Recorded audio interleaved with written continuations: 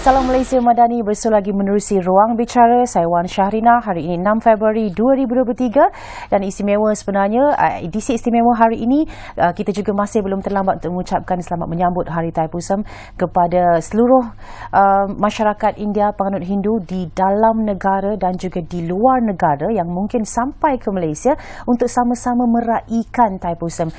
Kerana tak dapat dinafikan lagi, perayaan Thaipusam di Malaysia disambut secara besar-besaran dan meriah setiap kalinya sehingga kan menjadikan Batu Cave sebagai antara lokasi perayaan Thaipusam yang terbesar di Asia Tenggara. Dan kalau kita bercakap dari retrospektifnya, itu semua berlaku sebelum COVID-19, semasa era kita mendepani pandemik seperti mana perayaan-perayaan besar yang lain di negara kita. Thaipusam juga antara perayaan yang menyaksikan pandemik menjejaskan sedikit sambutan, kemeriahan sambutannya. Tapi itu berbeza untuk tahun ini, tahun 2023, apabila kita mungkin sudah sampai ke fasa peralihan endemik, pasca kepada pandemik, maka kita boleh melihat kembalinya kemeriahan Thaipusam yang baru saja berlalu. Sambutan selama 3 hari, saya kira daripada hari Jumaat lagi kita nak bercakap tentang sambutan Thaipusam 2023 di Malaysia dan bagaimana pulangnya kemeriahan itu di tanah air kita. Kita ucapkan selamat datang kepada tetamu di studio sekarang ini, Encik C. Setupati, Setiausaha Kehormat Sri Mahamariaman Temple Devastanam. Apa khabar Encik Setu? Khabar baik. Terima kasih kerana bersama-sama kami. Walaupun sibuk sikit untuk perayaan Thaipusam, tapi masih juga meluangkan masa. Perayaan Thaipusam belum habis lagi. Belum habis lagi ya. Maknanya lebih dari 3 hari. Ya. Hari ini adalah di mana Silver Chariot ini akan bertolak daripada Batu Cave menghala ke Kuil Sri Mahamariaman di Jalan Tun Chesli. Dan pada pukul 3 petang tadi, kereta berhias Silver Chariot ini telah bertolak daripada Batu Cave dan dalam perjalanan di Jalan Ipoh sekarang. Oh, okey, menarik sekali. Tapi sebelum kita pergi lebih lanjut, mungkin kita boleh address dulu kerana ramai juga yang masih tidak faham sebenarnya simbolisme dan juga pemangkin bagi sambutan perayaan Thaipusam untuk penganut Hindu. Okey, kita perlu faham apa yang dimaksudkan dengan Thaipusam. Thaipusam ini adalah berasal daripada dua perkataan, Thai dan Pusam. Thai bermakna bulan dalam kalender Hindu, bulan pertama Thai. Pusam adalah bintang, di mana hari itu bintang dia adalah bintang Pusam. Jadi antara bintang Pusam dengan bulan Thai itu dinamakan sebagai Thaipusam. Dan selalunya dijatuh pada antara pertengahan bulan Januari hingga pertengahan bulan Februari. Di antara tarikh tersebut Thaipusam ini akan jatuh pada hari itu. Dan sebab utama perayaan Thaipusam ini dirayakan adalah disebabkan pada hari tersebut Dewa Parvati, isteri pada Dewa Shiva, memberikan lembing sakti kepada Dewa Murugan untuk menghapuskan evil king Asura. Jadi itu adalah simbolik di sebaliknya. Pemangkin hari Thaipusam ini adalah sebenarnya pada hari Thaipusam ini kita mengeluarkan semua sikap-sikap negatif kita, dan mengutamakan spiritualism. Itu sebabnya Thaipusam dirayakan pada hari tersebut. Kerana itu ia juga dikaitkan sebagai perayaan pembersihan diri.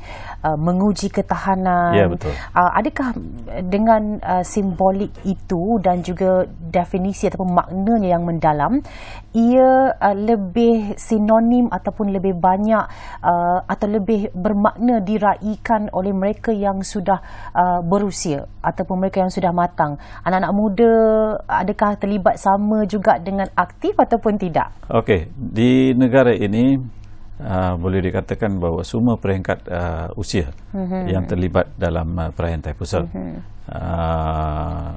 Tetapi dari segi peralihan masa mengikut masa kita merayakan Thaipusam ni sejak 1891 di Malaysia ni. Jadi di peringkat awal memang kurang remaja-remaja yang terlibat. Tapi kalau kita lihat pada perkembangan masa sekarang, okey, lebih banyak remaja yang mengutamakan spiritualism. Jadi mereka memang mengambil bahagian dalam perayaan Thaipusam ini, dan pada masa yang sama orang-orang yang berusia pun turut menunaikan nazam mereka pada hari Thaipusam. Okey, kita tahu semasa Thaipusam memang disebut juga untuk perayaan Thaipusam ini Malaysia menjadi tumpuan ramai kerana kemampuan masyarakat Hindu kita untuk memeriahkan, meraihkan Thaipusam dengan cara yang berbeza, malah lebih luar biasa daripada tempat-tempat lain. Sebab itu masa Thaipusam kita cuti umum, lepas tu orang luar pun datang juga, bukan sekadar untuk merayakan, tapi pelancong yang sengaja datang semasa Thaipusam sebab nak tengok perayaan Thaipusam ni, sambutan di Batu Cave situ sendiri dan sebagainya. Tapi 2 tahun semasa pandemik, ia disambut meriah juga tapi lebih sederhana. Kali ini saya rasa sangat bermakna kerana sudah tidak ada perkara-perkara yang membelenggu kita terlalu kuat seperti semasa COVID sedang mengganas. Jadi mungkin boleh Encik Satu gambarkan sedikit sepanjang 3 hari ini daripada Jumaat sampailah ke hari ini. Okey, apa yang kita telah lihat pada tahun ini adalah angka kehadiran penganut dan pelancong memang telah meningkat. Okey, saya telah dikunjungi ataupun pejabat pengurusan Batu Cave telah dikunjungi oleh ramai pelancong-pelancong daripada luar negara yang hadir pada perayaan Thaipusam ini. Saya rasa mereka pun mengambil kesempatan, kesempatan supaya dapat bersama melihat colourful event ini. Memang perayaan Thaipusam di Malaysia ni berbeza dengan perayaan Thaipusam di negara-negara lain. Even berbeza daripada apa yang berlaku di India. Jadi di India ni orang tempatan saja merayakan perayaan Thaipusam, tapi di Malaysia ni perayaan Thaipusam ni dirayakan bukan sahaja oleh penganut-penganut Hindu di Malaysia, tetapi masyarakat Malaysia, dan pada masa yang sama juga pengunjung-pengunjung daripada luar negara memang ramai. Jadi semua perayaan-perayaan yang telah kami langsungkan di Batu Cave ataupun di Kuil Seri Muhammad Rehman, kita telah mendapat sambutan yang lebih baik daripada tahun-tahun sudah. Mungkin ini adalah disebabkan oleh mereka tidak dapat berbuat demikian pada 2 tahun yang lepas, jadi mereka mengambil kesempatan ini. Jadi pada tahun ini, setakat ini kita telah anggarkan lebih kurang 1.6 hingga 1.7 juta orang telah kunjungi Batu Cave dalam peredaran 1 minggu ni. Ini anggaran awal lah. Okey. Kalau kita nak memikirkan dengan jangkaan itu, sebab awal lagi sebelum Thaipusam lagi dah dikeluarkan dah jangkaan bahawa kali ini lebih ramai lagi yang akan hadir. Apa persiapan yang dibuat di temple untuk memastikan semuanya berjalan lancar? Okey, dari segi pihak kuil telah membuat persediaan awal. Daripada lebih kurang hampir 2 bulan kita telah bersiap sedia untuk menghadapi segala cabaran, dari segi peningkatan penganut dan juga pelancong dan sebagainya. Umpamanya tandas-tandas yang kita sediakan memang banyak. Hampir lebih daripada 100 biji tandas yang disediakan khas untuk pengunjung-pengunjung di Batu Cave. Pada masa yang sama kita juga mempunyai tandas-tandas bergerak di sekitar pekarangan Batu Cave, dan pada masa yang sama kita telah mendirikan kemah-kemah supaya penganut-penganut ini boleh berehat. Pada masa yang sama seperti biasa kita telah mendirikan banyak gerai-gerai untuk pengusaha-pengusaha mengambil kesempatan dengan peningkatan pelancong dan penganut. pada masa yang sama pihak pengurusan juga supaya perayaan ini adalah tiga hari berturut-turut, okey, selama 72 jam. Jadi pihak pengurusan telah menyediakan pelbagai program-program musical, dance program dan sebagainya supaya masyarakat ataupun yang datang yang kunjung ke Batu Cave ini dapat memenuhi masa mereka.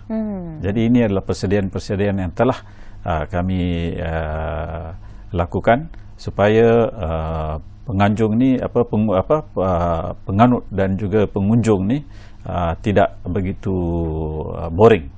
Okey, memang semalam dan dulu semalam kita ada rancangan-rancangan musical, klasikal dengan modern musical. Memang ramai yang turut serta dalam acara tersebut. Saya tahu sebab saya sebelum ni menetap di Jalan Ipoh.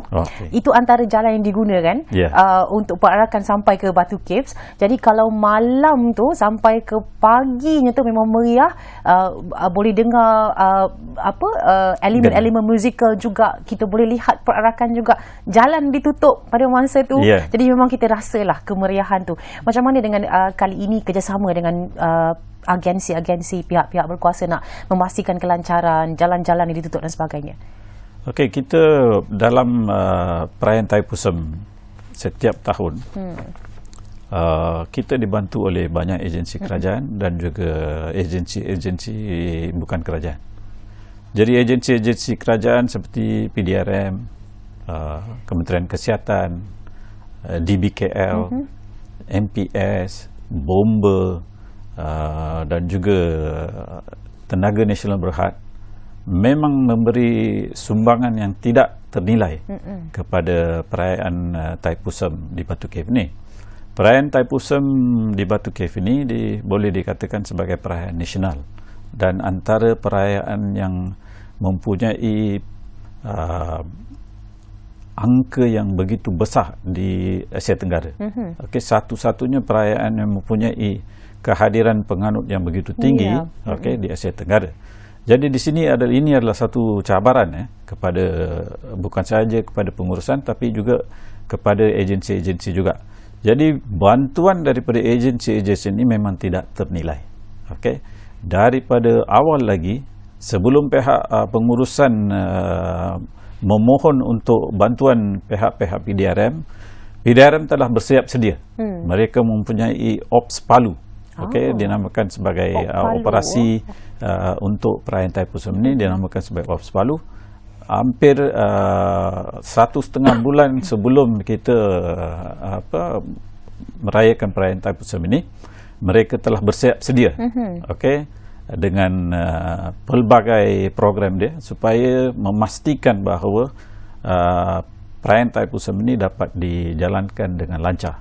Begitu juga dengan pihak DBKL atau Dewan Bandaraya, di mana kebanyakan laluan-laluan yang digunakan oleh kereta chariot ini adalah berada di wilayah persekutuan, Kuala Lumpur, terutamanya Jalan Ipoh. Jadi pihak PDRM daripada Dangwangi, Sentul dan Gombak memang terlibat secara langsung.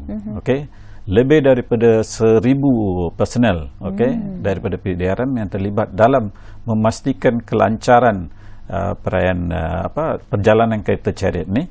Dan pada masa yang sama pada tahun ini pihak PDRM dan juga pihak DBKL dan MPS telah memberikan sokongan kepada pihak pengurusan supaya tidak ada penjualan alkohol kepada orang ramai pada hari kejadian, iaitu pada hari 3 hari bulan dan juga 6 hari bulan sepanjang perjalanan kereta chariot supaya tidak ada berlakunya. Jadi kita perlu mengucapkan ribuan terima kasih kepada pihak-pihak agensi ini yang membantu kita. Pada masa yang sama, agensi-agensi seperti Persatuan Bulan Sabit Merah, St. John's membantu kita dengan begitu nyata, di mana mereka dapat menangani isu-isu kesihatan, terutamanya pada 5 hari bulan, iaitu semalam, di mana mereka telah melakukan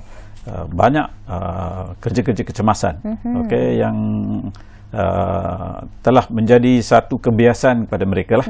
Jadi kita perlu memberikan penghargaan untuk mereka yang membantu kita bukan sahaja pada tahun ini, pada tahun-tahun yang lepas. Mereka ini memang membantu kita dengan begitu banyak.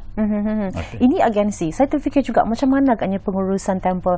Macam mana Encik Setu sendiri ada macam mana dibahagikan masa tidur macam mana ataupun tak boleh tidur sepanjang 72 jam ni macam mana? Okey, 72 jam ini soalan yang baik ya. Memang kita jarang tidur. Okey. Bukan sahaja kita pengurusan ahli-ahli pengurusan, ada ahli-ahli lembaga, tapi kita juga ada banyak sukarelawan yang tungkus lumus membantu pihak pengurusan untuk memastikan bahawa perayaan ini dijayakan dengan sempurna. Okey. Jadi kita perlu berterima kasih kepada semua sukarelawan-sukarelawan yang telah membantu kita, yang sedang membantu kita dalam memastikan bahawa perayaan ini berjalan lancar. Okey. Apabila ada Thaipusam, antara tarikan utama ialah Kavadi, dan tahun ini pengusaha Kavadi kembali menghasilkan Kavadi selepas 2 tahun ia mungkin tidak berlaku seperti sebelumnya lah semasa pandemik. Mungkin boleh juga kita ceritakan tentang tempahan Kavadi tahun ini, ada perbezaan lebih banyak ke atau lebih sukar ke, cabarannya macam mana? Okey. Saya dapat bertemu dengan beberapa pengusaha yang menjual kawadi-kawadi, menerima tempahan kawadi memang penuh. Okey, full house. Dia kata memang mereka sampai mereka tidak dapat menerima tempahan lagi. Jadi semua kedai-kedai habis terjual.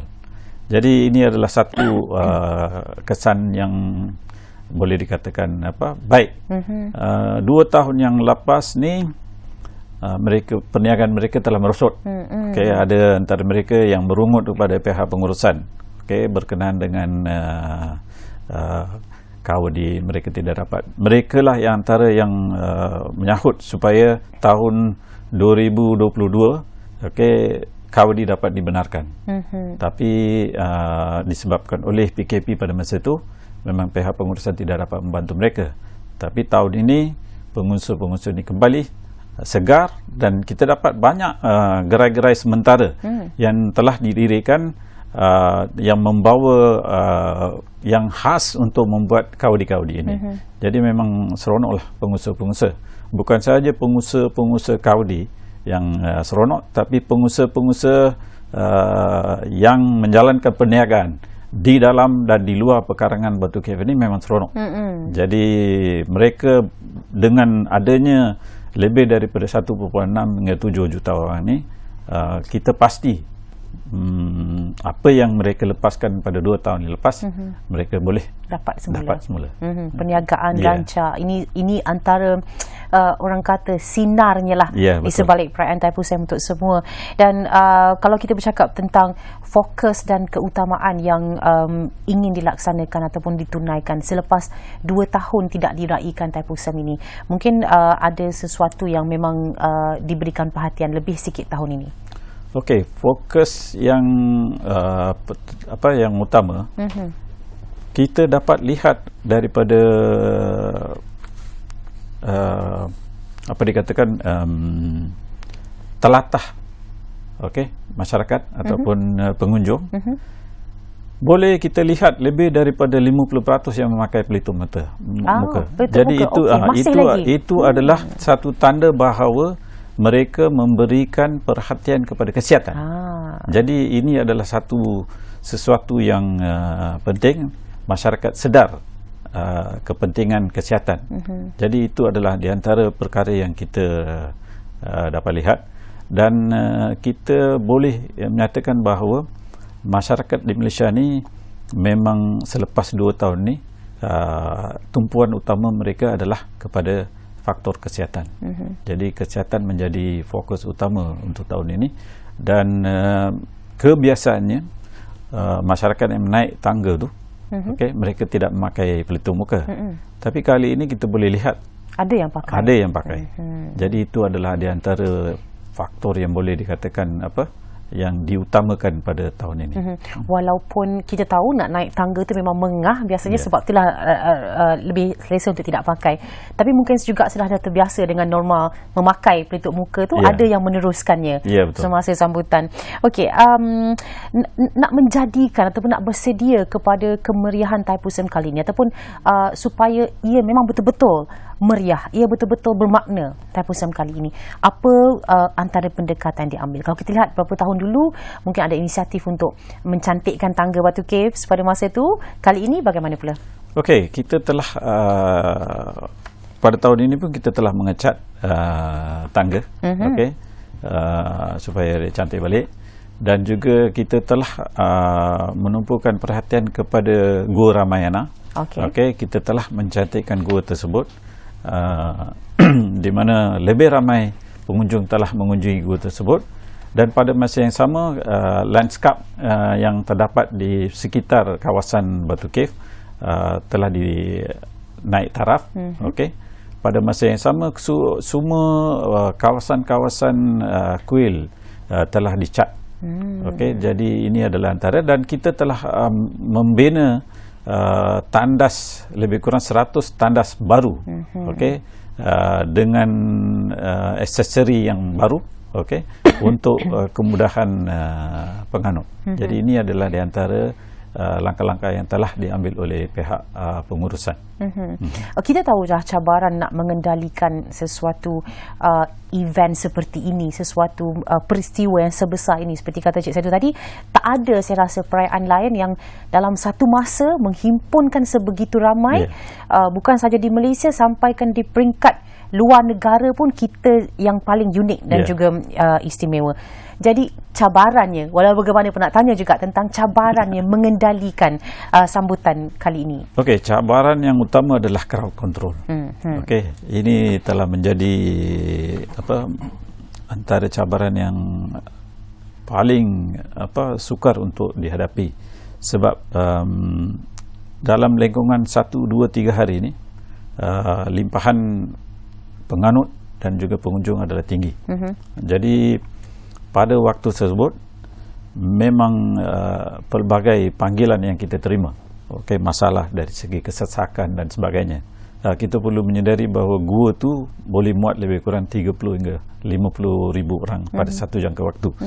Jadi apabila mereka tidak keluar daripada gua, bermakna there will be a big traffic. Traffic dia tinggi. Jadi inilah di antara cabaran-cabaran utama.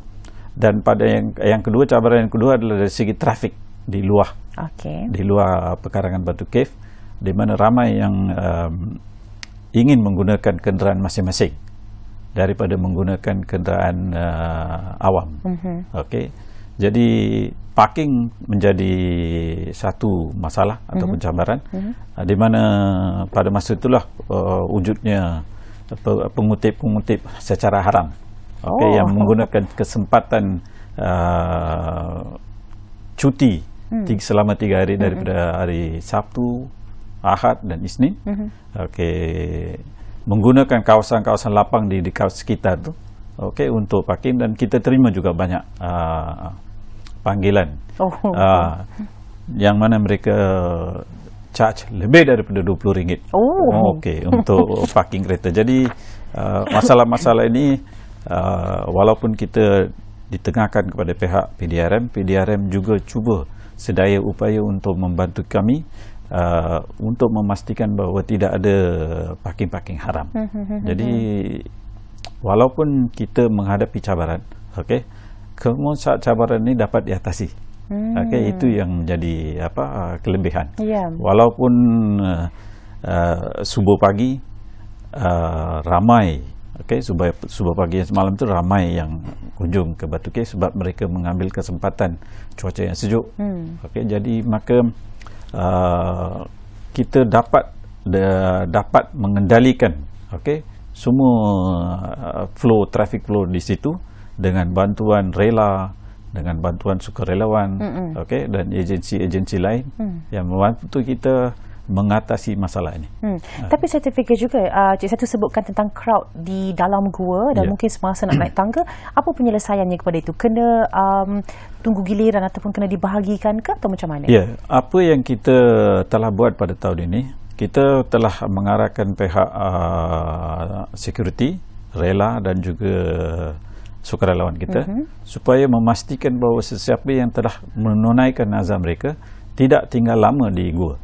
Jadi setiap kali mereka dah menunaikan azam mereka, kita pastikan mereka turun.